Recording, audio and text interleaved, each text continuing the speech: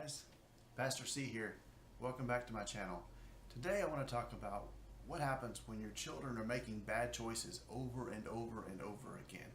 It's a frustrating situation and I know that's difficult. Today we're going to learn about 3 different levels of this, so welcome. Many of you have preschoolers who are making bad choices over and over again. And here's the thing with preschoolers. They're just learning. Developmentally, they're learning how to cope in the world and how to get along with what they see around them. They're adventurous and they're inspiring, but they need direction, and a lot of times they need redirection. Preschoolers will test your limits. They will push and push and push. Preschoolers will have to repeat behaviors over and over and over again before they really realize how important those decisions are. The important thing here is to not stop trying to teach them. Don't stop trying to teach them which direction to go in. They're impressionable, they're listening, they're watching, so keep teaching. So what plan of action could you take to help with your preschooler? First, you can practice good choices. Give them some scenarios and let them play them out. Give them some happy face and sad face stickers that you can reward them with when they make good choices, and sad faces to show them that that choice was not a good choice. Do a little role playing. Preschoolers love role playing, and when they make a choice or pretend to make a choice that's bad, teach them this is a bad choice and this is why. And when they make a choice that's good, praise them and let them know that was a great choice and here's why. And the last thing I'll say about preschoolers, don't give up. It's easy to get overwhelmed and think, oh my goodness, I brought this child into the world and now I can't raise them and they're going to fall apart and it's going to be horrible. I mean, we stack all these things on ourselves, so much pressure as parents. But here's the thing, don't give up. They will understand. They are listening and they are watching what you do and what you say. Teach them every single day. Elementary kids, whole different ball game from preschoolers.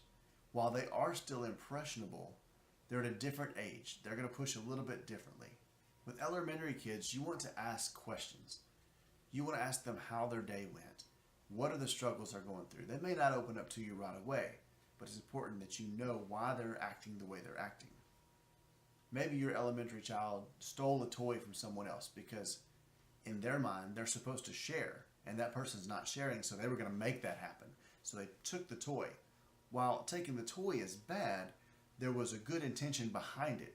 So a lot of times, elementary kids, because you taught them well, are trying to make good choices, and sometimes they don't see that the way they make the good choice is not a good way to make a good choice.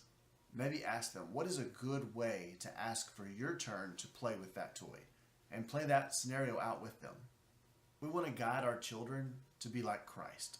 And by doing so, we ask them questions. We teach them. We show them the way. We want them to live a Christ-centered life as opposed to a life with a list of don'ts that they just can't do. That's very difficult to live up to. And for elementary kids, it's not good when they always are being told, no, no, no, you can't do that, you can't do that. And we never explain to them, or we never teach them and guide them. Preteens. Oh, preteens. I have a preteen son, and I will tell you every day is a different day. So raising preteens is one of the most difficult things I've ever done. Consider the changes in your preteen's life, whether it's emotional or physical. Maybe they've lost some friends and gained some friends. Maybe they're having questions about physical changes that are going on with their body and they're embarrassed. All of these things happen with our preteens. Observe their interactions with their friends, with other family members. Learn more about them. Really study them and try to learn your preteen. Spend one-on-one time with them. Whether it's shopping or out at the lake, whatever it is, spend one-on-one time with them because they want to open up to you, but sometimes they don't feel comfortable. Sometimes girls like to talk, and if you have a girl, you might be able to sit down face to face and ask them questions and get them to speak to you. But boys typically don't do that. You know, a dad can take a son fishing, and while they've got their lines in the water, they can talk about some things that are kind of personal without having to look each other in the eye. Sometimes girls like that contact, and they want to look each other in the eye. The important thing with preteens is to focus on their potential. They too want to thrive, and they want acceptance. They want to impress people. So let them be accepted by you. Don't push them aside. Look at their potential. Teach them their potential. They can literally do anything in this world that they want to do. And we, as Christian parents, have to push that and show them that they can do that. And the last thing I'll say is this. They watch what we do. We need to model good behavior, good choices. They need to see us following Christ. If we fail, they need to see that. They need to see how we recover from that failure in Christ. So don't be afraid to let your kids know what you're going through, or let them see your struggles, especially your preteens, because they're going to understand even more.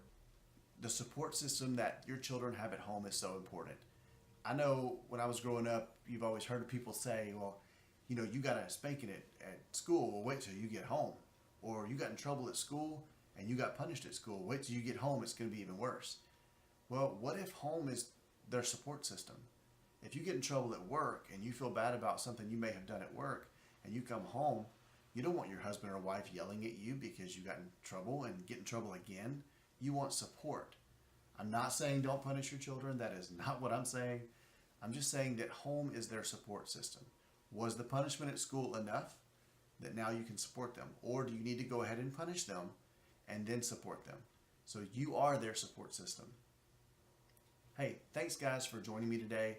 I know these are small little tidbits and I'm hoping that it will help someone out there. And every week I'll be posting a new video. I would like to hear from you. I'd like to hear your questions about the Christian life or parenting or any issues you have. At the bottom, just put your comments in there and I'll look forward to answering your questions.